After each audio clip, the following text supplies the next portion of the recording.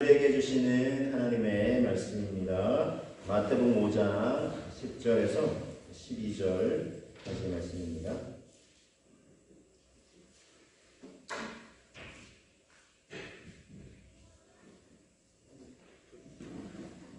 네, 마태복음 5장 10절에서 12절 신약성경 6면에 있습니다. 함께 한번 보겠습니다. 의를 위하여 박해를 받은 자는 복이 있나니 천국이 그들의 것이니라. 나로 말미암아 너희를 욕하고 박해하고 거짓으로 너희를 거슬러 모든 악한 말을 할 때에는 너희에게 복이 있나니 기뻐하고 즐거워하라. 하늘에서 너희의 상이 큼이라. 너희 전에 있던 선지자들도 이같이 박해하였느니라. 아멘. 복 있는 인생이 되게 하소서라는 주제로 계속 말씀을 나누고 있습니다. 몇 주간 말씀을 나누고 있는데 오늘 그 마지막 이 주제의 말씀을 나누려고 합니다. 성경이 말씀하는 복의 의미는 일반 사람들이 보편적으로 생각하는 복의 의미와는 다릅니다. 그냥 물질적인 좀 부유한 풍성함을 누리는 복하면 이게 딱 제일 먼저 떠오르는데 그건 성경이 말씀하는 복의 지극히 작은 일부분일 뿐입니다. 창세기 1장에서부터 사람이 사람답게 살고 사람이 하나님의 형상대로 지음받은 고귀한 존재잖아요. 그 고귀한 가치와 비전을 품은 존재로 살고 또 하나님이 맡겨주신 온 이 만물을 잘 관리 보존하라. 생육하고 번성하고 땅에 충만하라. 땅을 정복하고 다스리라. 말씀하신 이 문화명령을 이 사명을 잘 감당할 수 있도록 하나님께서 내려주신 모든 혜택, 생명과 건강과 또 만물의 하나님의 대리자로서의 권세와 권한과 또 지혜와 재정과 능력 이 모든 것들이 다 하나님이 내려주신 복과 혜택이라고 할 수 있어요. 복과 은혜라고 할 수 있습니다. 여러분 이런 관점에서 생각해 본다면 또 복고 하냐고 이런 의미에서 한쪽으로 좀 기복신앙에 대해서 이제 좀 우리가 부정적으로 생각할 때 한쪽으로 치워버려 할 수 있는 그런 것이 아니라는 것입니다. 이런 복과 은혜를 받지 못하면 짐승보다 못한 존재로 살아갈 수밖에 없는 것입니다. 그래서 오히려 우리는 역으로 이런 복과 은혜를 주님 그렇다면 내게 내려주십시오 라고 간구할 수 있어야 한다는 것입니다. 왜냐하면 또 이것을 예수님께서 친히 우리 소위 말해서 이 산상순이라고 일컫는 마태복음 5장에서부터 이제 시작을 하는데 산상순은 맨 처음에 이 8가지 복을 선언하시고 계세요.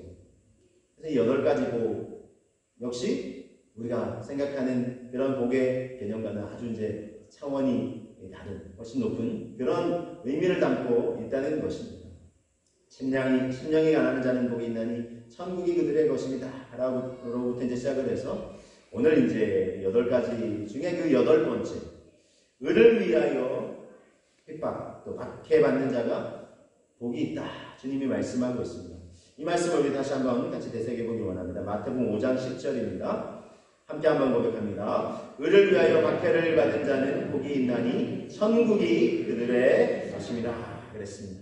자, 이 말씀에 담긴 의미를 먼저 우리가 깊이 되새겨보기 원합니다. 그러기 위해서는 성경이 말씀하시는 의가 무엇인지 그래서 그 의를 위해 박해받는 게 복이 있다고 그랬는데 그럼 그 의가 무엇인지를 함께 나누기를 원합니다. 자, 이게 신약성경의 주 이제 원어로 기록된 헬라어의 디카이오시네라는 단어인데 먼저는 이제 윤리적인 의미에서 의하면 딱 우리가 먼저 떠오르잖아요. 그런 의미도 담고 있습니다. 윤리도덕적으로 저 사람 참 의로워라고 할 때 흠잡을 데가 없어. 참 존경할 만해. 이런 의미가 이제 담겨 있고 또 종교적인 의미에서도 의미가 있는데 이게 이제 심판과 구원의 기준인 공의입니다. 공의를 행할 때 하나님의 심판을 제면할 수 있고요. 이걸 종합하면 이런 의미가 있습니다. 하나님과 올바른 관계 그리고 그 관계에서 나오는 삶의 태도 이제 구원과 구원 이후의 삶이 이 의라는 단어 속에 함께 포함되어 있습니다. 어느 하나도 놓치면 안 됩니다. 동전의 양면처럼. 자, 그런데 그럼 하나님과의 올바른 관계가 중요하겠죠. 그런데 이 의를 이제 추구하려면 그러면 이 올바른 관계는 죄 문제를 해결해야 된다는 것입니다. 죄로 인해서 아담과 하와의 범죄함으로 인해서 하나님과의 관계가 단절된 상태에 있는 것입니다. 그래서 이제 영적인 죽음이라고도 표현하고 있습니다. 자, 그래서 하나님과 올바른 관계를 다시 회복하려면 이 죄 문제를 반드시 짚고 넘어가야 된다는 것입니다. 이 문제를 해결하지 않고는 하나님과의 관계가 회복될 수가 없다는 것입니다. 자, 그렇다면 무엇으로 이 하나님과의 관계를 회복하기 위해서 이 죄의 문제를 그 어떤 것으로 해결할 수 있겠냐 하는 것입니다. 우리 스스로의 의로움으로 우리 스스로 막 노력하고 소명을 많이 쌓아야지 그렇게 해서 이 문제를 해결할 수 있을까요? 자, 우리 말씀을 통해서 확인해 보기를 원하는데 로마서 3장 20절부터 이제 22절까지의 말씀인데 먼저 20절 보시면 그러므로 율법의 행위로 그의 앞에 의롭다 하심을 얻을 육체가 없나니 율법으로는 죄를 깨달음이니라 그랬어요. 자, 여러분 어떠세요? 하나님이 우리에게 율법을 제시해 주셨어요. 사실 잘 지키라고 이제 주신 거죠. 그런데 우리가 율법을 잘 지키려고 노력하면 할수록 뭘 깨닫게 되냐면 내가 이거밖에 안 되나 싶은 그런 한계를 절감하게 된다는 것입니다. 그래서 율법이 이게 두 가지 의미가 다 있어요. 죄를 깨닫게 하는 의미도 있어요. 그렇지만 사실은 지키라고 주신 그 의미도 있어요. 그런데 이제 지키려고 해보면 해볼수록 한계에 다다른 걸 알게 되고 결국 내가 이 죄인이구나, 이렇게 부족한 존재구나 라는 것을 깨닫게 됩니다. 바울의 고백처럼 마음의 선을 행하기 원하지만 원치 않는 악을 내가 행하고 있구나. 그건 내가 아니라 내 속에 거하는 죄다. 이렇게 고백하고 있는 것입니다. 자, 그래서 그러면 21절에 이제 이어서 이제는 근데 이 죄 문제를 해결해야 되잖아요. 이제는 율법에 하나님의 한 의가 나타났으니 율법과 선지자들에게 증거를 받은 것이다. 그랬어요. 하나님의 의가 있다는 거예요. 우리의 의가 안 되니까. 왜냐하면 우리를 구원하고 싶으신데 하나님. 우리의 의 가지고 안 되니까 하나님께서 의를 딱 제시해 주셨다는 것입니다. 그것이 온 구약의 율법과 선지자들에게 증거를 받은 것인데 그게 뭐냐는 것입니다. 22절 같이 한번 고백해 봅니다. 곧 예수 그리스도를 믿음으로 말미암아 모든 믿는 자에게 미치는 하나님의 의니 차별이 없느니라. 그랬어요. 예수 그리스도를 딱 제시해 주셨어요. 예수님을 믿기만 하라는 것입니다. 그것이 하나님의 의라는 것입니다. 자, 그러니까 이 말씀을 통해서 우리가 확인할 수 있는 것은 하나님의 의는 예수 그리스도라는 것입니다. 이걸 좀 확장하면 예수님을 믿고 따르는 삶이 포함되어 있는 거죠. 예수님을 믿고 구원받은 하나님의 의로 우리가 구원받았어요. 그렇죠? 근데 그것만 강조하면 안 돼요. 우리 소위 좀 이렇게 우리 개혁 신앙을 가지고 우리 개신교가 좀 약한 부분이 있다면 이런 부분이 좀 사실 약한 부분이죠. 이신칭의 그래서 믿음으로써 이제 의롭다함을 받고 구원을 받는다. 그럼 됐다 이거예요.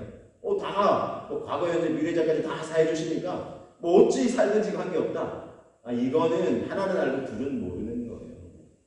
구원받은 하나님의 백성 다운 삶이 필요한 겁니다.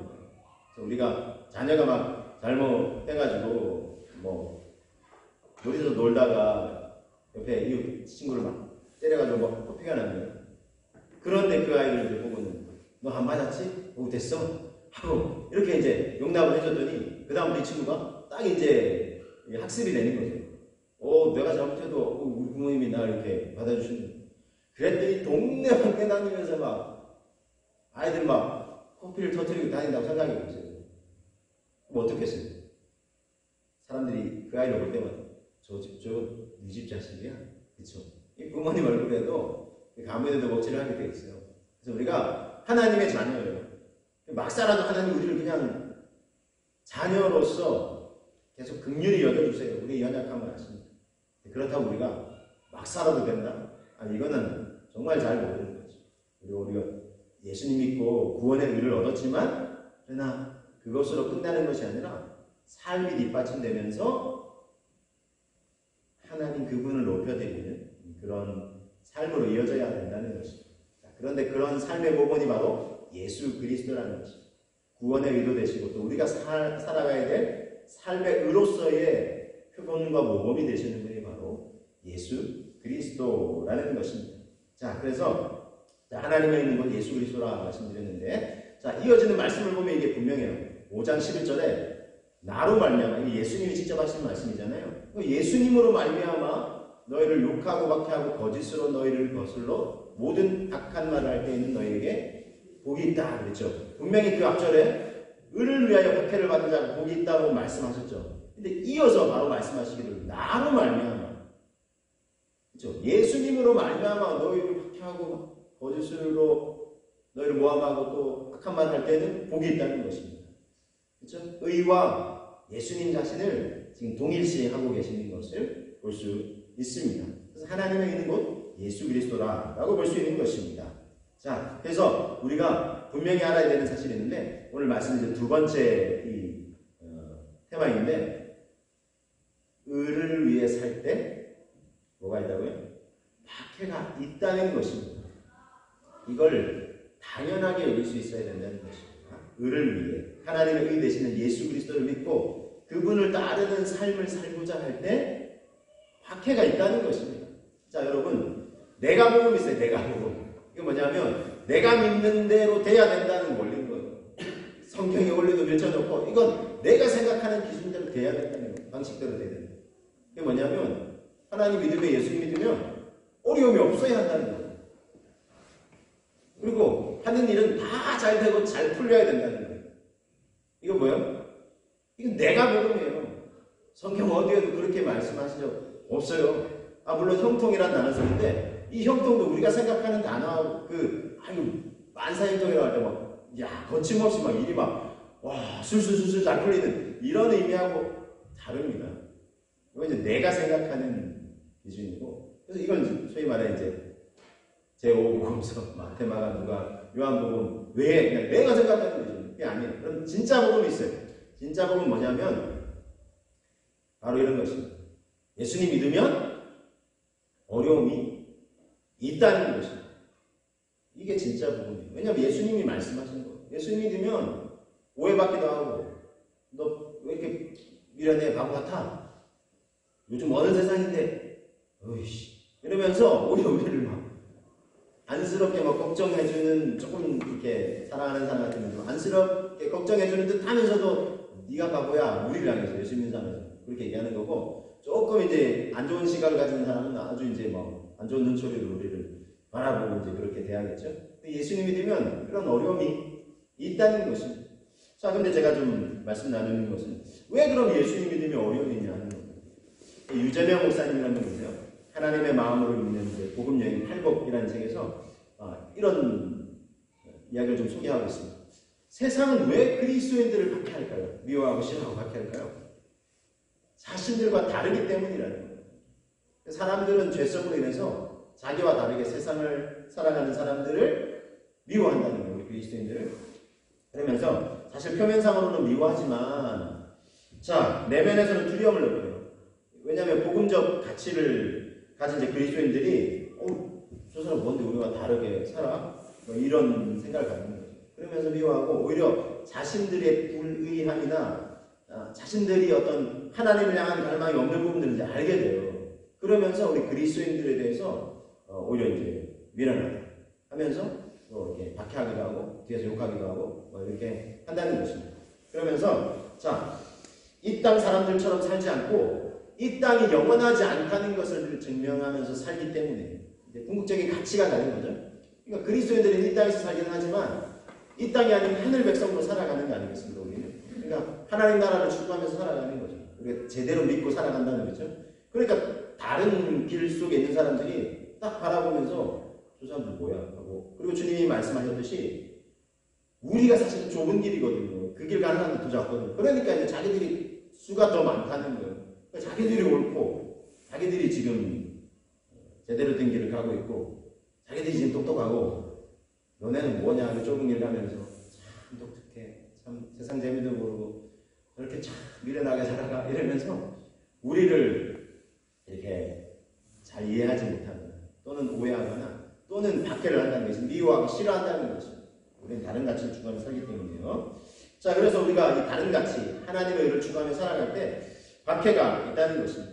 자, 시편 1편 1절부터 복 있는 사람이 어떤 사람인지 우리 시편 1편에서도 잘 소개해주고 있는데, 복 있는 사람은 악인들의 꾀를 따르지 않고 그 다음에 죄인들의 길에 서지 않고 오만한 자들의 자리에 앉지 않는다 그랬어요.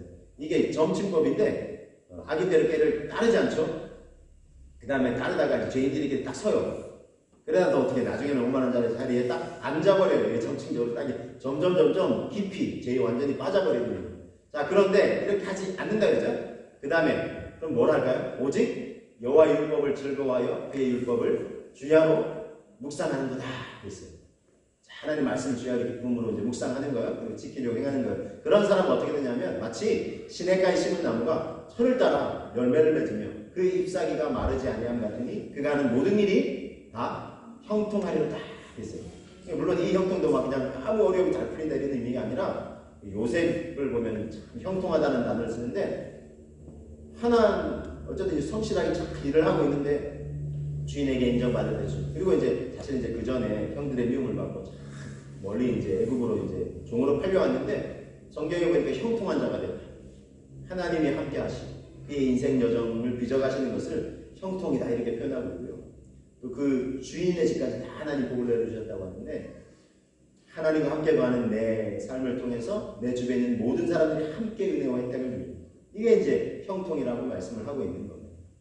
자, 그래서 하나님을 잘 믿고 우리가 세상의 가치 기준과 다를지라도 세상이 나를 막 이해하지 못할지라도 그것을 우리가 저버리지 않고 계속 그 가치를 따라 살아갈 때 의를 위해서 나를 뭐 이해 못하고 핍박하려면 해라. 나는 정말 이 길을 가겠다. 그렇게 살아가는 자를 하나님은 형통의 길로 인도해 가신다는 것입니다. 자, 그래서 이어지는 말씀을 보면 그런데 악인들은 그렇지 아니하며 오직 바람에 나는 겨와 같다.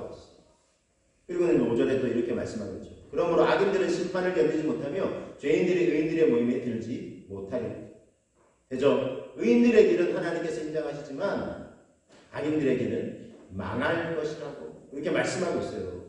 그래서 죄악과 세상과 하나님 저버리고 의를 저버리고 살아가는 사람들 지금은 그 사람들이 막 득세하고 행통하는 것 같지만 그게 아니라는 거죠. 그 길을 하나님 인정하지 않고 의인들의 모임에도 들지 못한다. 이렇게 말씀을 하고 있습니다. 여러분 의인들의 모임 이게 막 세상에 완전한 힘이 없어서 그런 의미가 아니고 하나님의 의를 추구하는 예수 그리스도를 따르는 사람 믿음으로 그 주님을 고백하고 따르는 사람들은 결국 하나님께서 마지막 하나님 나라의 백성이 되게 하신다는 것입니다.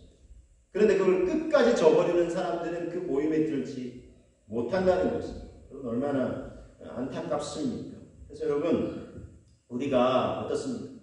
이 하나님 나라의 백성으로서 이 모임에 저 여러분들이 한 사람도 빠짐없이 다 들어가야 하실 줄로 믿습니다. 네. 여러분 우리가 이 은혜와 은총을 우리가 누려야 하지 않겠습니까? 그래서 하나님과 예수 그리스도를 따른 사람들은 이 이유 하나만으로도 우리 예수님을 저버려서는 안 된다는 것입니다. 우리 이 믿음의 이치를 우리가 저버려서는 안 된다는 것입니다.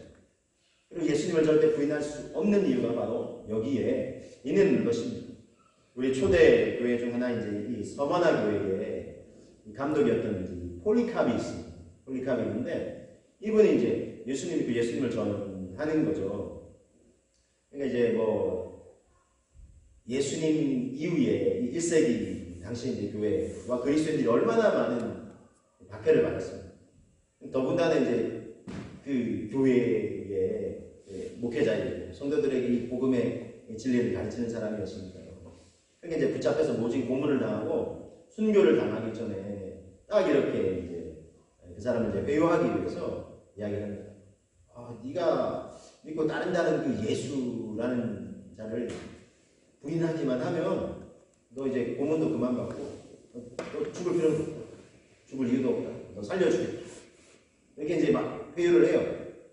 근데 이렇게 당당하게 고백합니다. 86년간 내 인생 여정 가운데 나를 해함이 한 번도 없어요.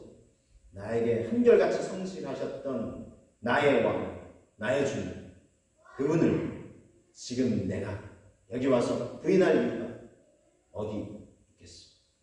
나는 그분을 사랑하고 이 고백을 하면서 순교자의 반열에 들어서게 되었다는 것입니다.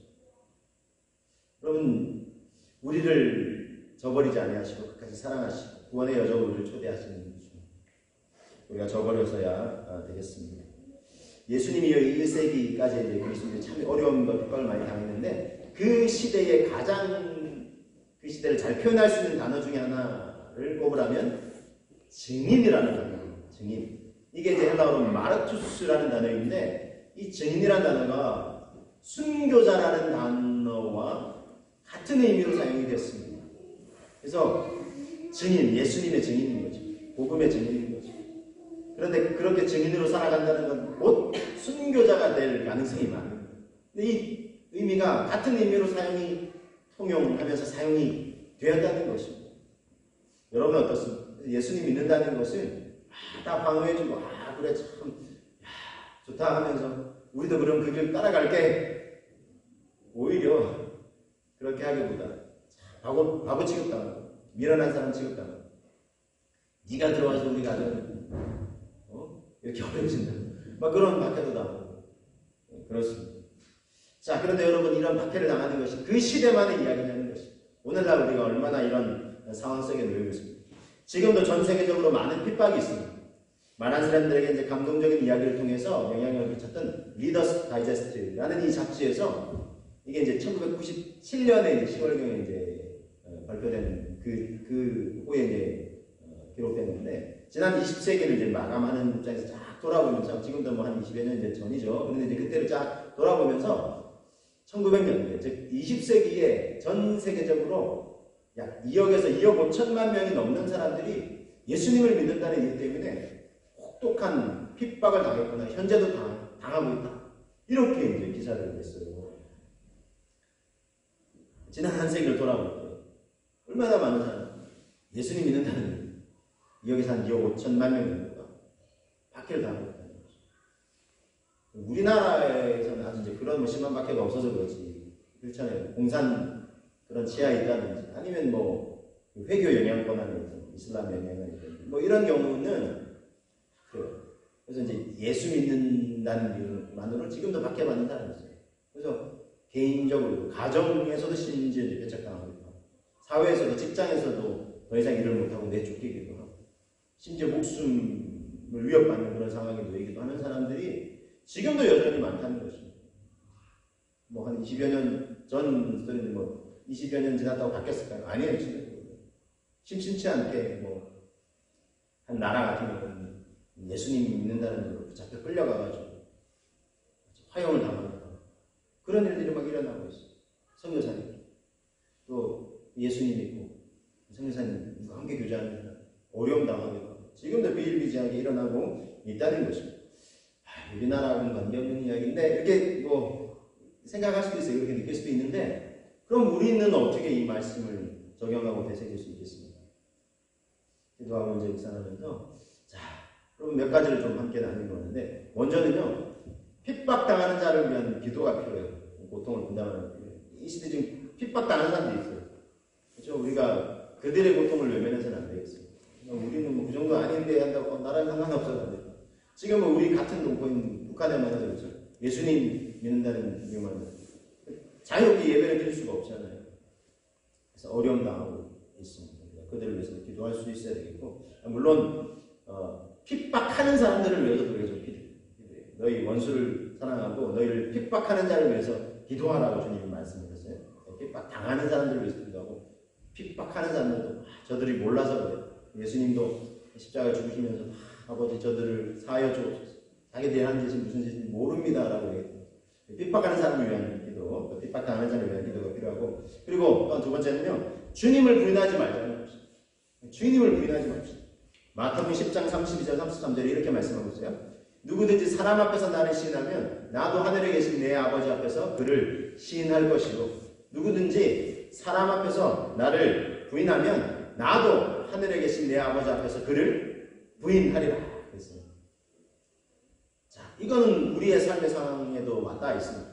좀 미련한 예수 믿는 사람들 지금 그렇잖아요. 그렇죠? 미련한 사람 취급당하죠. 근데 그냥 내가 입국 닫고 있으면 어때요? 어차피 내가 뭐 부인한 것도 아니니까 이게 부인하는 겁니다.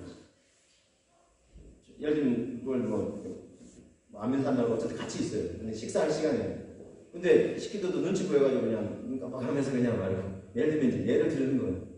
이게 소극적인 의미에서 주님을 부인하는 거 아니겠습니까? 내가 예수 믿는 사람과 감추는 거예요. 굳이 내가 뭐 드러낼 필요가 없어요. 예수 믿는다는 것 때문에 내가 사람들 눈치도 봐야 돼. 그냥 그래서 사회 세상 속에서 예수님 믿는 사람인지 모르는 사람인지 모르는 거고 나중에 알게 되면 당신 크리스찬이었냐고 이런 얘기 듣는 거는 속죄 되면 예수님을 부인하는 거예요. 자기가 입으로 한 번도 나는 예수님 상관없다 이런 얘기를 안 했다고 하죠. 그러니까 우리가 어쨌든 예수님을 부인하지 말자는 거죠. 왜냐하면 예수님 부인하면 주님도 우리를 부인할 수 있습니다. 그리고는요, 이제 하늘의 상을 바라보자 하는 것입니다. 하늘의 상을 바라봅시다.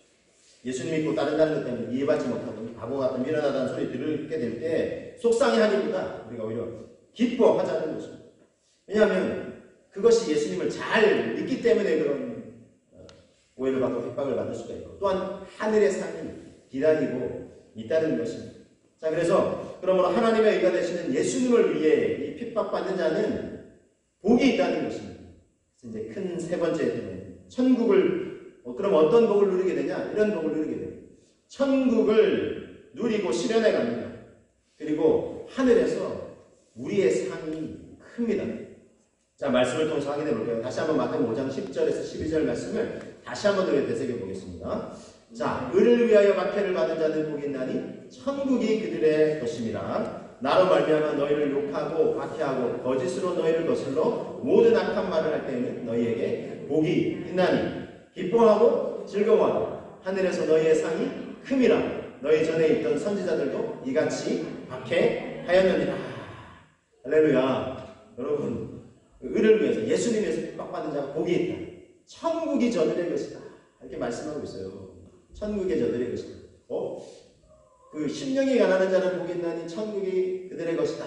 이 첫 번째 복, 두 번, 마지막 여덟 번째하고 같죠? 뒤에 누리는 복이 천국이 그들의 것이다.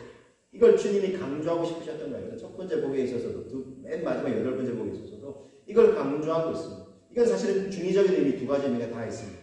죽어서 우리가 장착하게 될 천국 하나님 나라의 의미도 있고, 현재적인 의미에서도 어떨까요? 천국의 기쁨과 소망을 가득 누리게 된다는 것입니다. 그래서 천국을 누리고 이 땅에서 천국과 하나님 나라를 막 실현해가는 삶을 살 수가 있어요. 루마니아 공산 통치를 반대하면서 또 예수님을 전하다가 감옥에서 14년을 보냈던 럼브란트 목사님이 계시는데 이분이 이제 수감을 다 끝나고 나오시면서 본인이 이제 또 쓰셨던 이제 책에서 이런 고백을 하고 있어요. 제가 감옥에서 보낸 14년의 수가 길게 여겨지지 않았던 거는 14년이 그렇게 길게 느껴지지 않았대요. 그 이유는 홀로 독방에 갇혀 있으면서 믿음이나 사랑만이 아니라 그 가치를 넘어서 어떤 기쁨을 하나님 안에서 발견했기 때문에 그것은 곧 천국의 기쁨이었어요. 이 기쁨은 이 세상 어느 것에도 견줄 수 없는 아주 깊고도 독특한 황홀경 같은 것이었습니다. 이런 고백을 해요.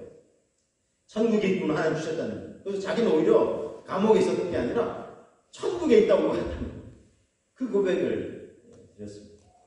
여러분, 우리도 정말 이해받지 못하고 오해받고 때로는 이렇게 좀 안 좋은 소리를 들을지라도 우리가 이 예수님, 하나님의 의 되시는 예수님 믿고 다른 삶을 살아갈 때에 그런 세상의 눈초리를 받을지라도 우리가 천국의 기쁨을 누리고 또 이 땅에 그것을 실현하면서 또 은연중에 사람들에게 그 기쁨을 전하는 사람들로 우리가 더 기쁘게 살아갈 수 있는 줄로 저는 믿습니다. 여러분, 이런 말을 듣죠. 왜 다들 신뢰하는데 꼭 그렇게 예수님 믿어야 되겠냐? 지금이 어떤 세상이냐고. 저 예수님 보라고 또 교회라고. 여러분 그거 아시죠? 지금 교회 제가 좀 대변하기도 그렇긴 한데 교회 대부분의 보편적인 교회를 말씀드려요. 예전에 식당 카페 지금이야 이렇게 방명수가 좀 초기에는 안 적었어요. 교회만 적었어요. 그러니까 어디 교회 아니라 다른 데 확진 데서 교회 예배드리 있어요. 그럼 발표를 어디에요? 무슨 교회 발이라고 발표를 해버리죠. 저는 그게 너무 안타까웠어요. 교회가 열심히 잘 지키려고 하니까 이게 마치 교회가 진원제가 아니에요. 얼마 전에 이 질병관리청에서도 얘기했어요. 대면 예배를 통해서 감염된 경우가 있느냐? 없다고 그랬어요. 없다고. 그러면 어디서 확진이 돼 와가지고 교회 예배 드린 걸 다 교회관이라고 하더라고요. 저는 그게 안타깝더라고요. 그러니까 사람들이 또 얼마 전에 영생교회, 정통은 기독교도 아니고 완전히 이단이죠. 그러니까 그럼 또 언론에서 뭐라고 그럴까요? 교회면 교회라고 하는데 그런 거면 은근슬쩍 종교단체라고. 근데 사람들이 또 막 뭐라고 그러잖아요. 종교단체라고 딱 돼 있으니까 또 저것들, 죄송해요. 요즘 리얼하게 사용되는 용어를 제가 쓸게요. 저 개독들을 적어요. 그게 그냥 다 없애야 된다. 저 진짜 그런 걸 봤어요. 여러분, 이런 분위기잖아요. 그러면 여러분, 저와 여러분 주변에 있는 사람들 어떻게 그래요? 꼭 이런 시기에 예수님 믿고, 믿는다고 하고, 교회 다니고, 예배 드린다고 해야 되겠냐고. 그럼 어떠세요? 그런 이야기 듣지 않으십니까? 이것이 박해라는 게 다른 게 박해가 아니에요. 너 예수 믿으면 죽어, 이게 아니에요. 지금 우리가 이 안타까운 상황, 여러분, 우리가 어떻게 해야 되겠습니까? 이름에 믿음으로 사는 것이, 예수 믿고 따르는 것이 참 미련해 보인다는 말을 수없이 들을지라도, 나 역시 내가 진짜 미련한 건가? 이런 생각이 막 자꾸 그런 말을 들으니까, 들 때 우리는 분명히 기억해야 되겠습니다. 우리는 이 천국의 소망을 되새겨야 돼요. 여러분, 이 세상이 전부가 아닙니다. 천국이 있습니다. 이 세상의 가치가 전부가 아닙니다. 하나님 나라의 가치와 비전이 있습니다. 이 세상의 물질적인 부유함과 편안함이 전부가 아닙니다. 믿음으로 살면서 고난받고 오해받고 핍박받는 성도들을 위해서 영원한 본향, 더 나은 본향이 기다리고 있습니다. 여러분, 우리는 그것을 바라보면서 소망하면서 살아가는 것입니다. 히브리서 11장에 믿음장이라고 하는 이 믿음장에 믿음의 사람들을 쭉 열거하면서 마지막에 그들이 온갖 고난과 고문과 핍박을 당했다는 것입니다. 죽음의 위협, 사자마구 내던져지기도 하고. 그런데 그런 위협 앞에서도 그들은 굴복하지 않고 예수님을 부인하지 않고 사자마구 내던져지는 걸 각오를 하고 예수님 믿고 따랐다는 것입니다. 왜요? 더 나은 본향을 사모했기 때문에. 이 세상의 삶의 전부가 아니라 더 나은 본향, 더 이상 죽음의 권세도 없고 고통도 눈물도 없고 아픔이 없는 그거 하나님의 나라, 그 본향을 사모했기 때문에 그 본향을 사모하는 마음과 믿음으로 어떠한 어려움, 고난도, 박해도 감내해낼 수 있었던 것입니다. 그들은 세상이 감당치 못할 사람들이라 그렇게 고백하고 있었습니다. 세상의 어려움도 고난도 감당할 수 없고 그걸 능히 극복할 수 있는 사람들이었다는 것입니다. 여러분, 그들은 지금 어디에 있을까요? 구차하게 예수님 안 믿으면 너 살려준다. 구차하게 그렇게 예수님 부인하고 목숨 부지하고, 물론 그런 사람도 있어요. 그러나 대부분의 사람들은 우리 예수님을 다 굳건하게 주님을 믿고 따른다는 이유만으로 목숨을 잃었던 사람도 많다는 것입니다. 북한에서 남북 이제 전쟁이 일어나고 이제 북한이 이제 공산 통치하에 있을 때에 못 내려온, 미처 내려오지 못한 그런 사람들이 있었어요. 그런 사람들 다 색출해서 마을에 불러내게 했습니다. 예수를 믿냐고. 그 예수란 자자 부인하기만 하면 살려주겠다. 많은 사람들이 죽음의 두려움 떨면서 예수님을 부인하게 됐어요. 근데 한 가정이 있었어요. 끝까지 예수님을 부인하지 않아요. 그랬더니 길에 탁 엎어다가 내치면서 누워. 그리고는 탱크 오고 와서 그래도 예수님을 부인하지 않게. 우리는 예수님 부인할 수가 없어. 나를 위해서 십자가를 못 박혀 죽으시기까지 한 예수님을 부인할 수가 없어. 그 예수님을 사랑합니다 라고 고백하면서 내 구주 예수를 더욱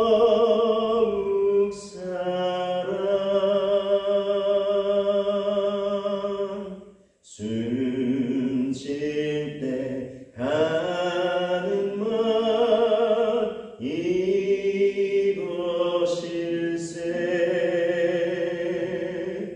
내 구주 예수를 더욱